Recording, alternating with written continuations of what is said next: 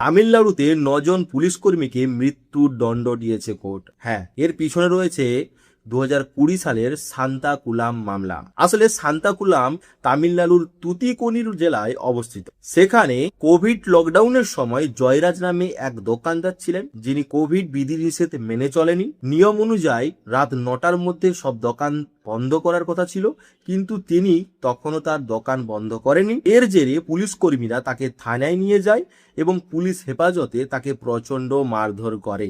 এই খবর পেয়ে জয়রাজের ছেলে বেনিক্স থানায় পৌঁছায় এবং প্রতিবাদ করে।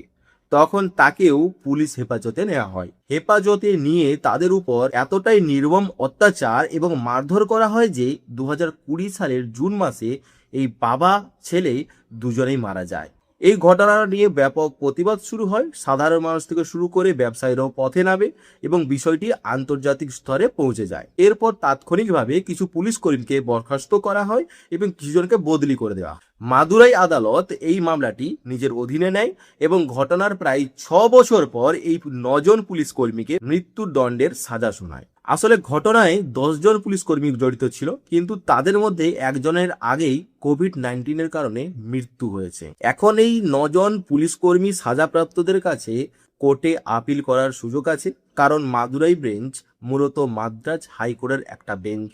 তাই এখন তাদের কাছে একমাত্র পথ হলো সুপ্রিম কোর্টে আবেদন করা। আর যদি সেখানেও সাজা মাপ না করা হয়, তারপর ভারতের রাষ্ট্রপতির কাছে আবেদন করতে পারে। আপনার কি মনে হয় এই 9 জন পুলিশ কর্মীকে সাজা দেওয়া উচিত কি না?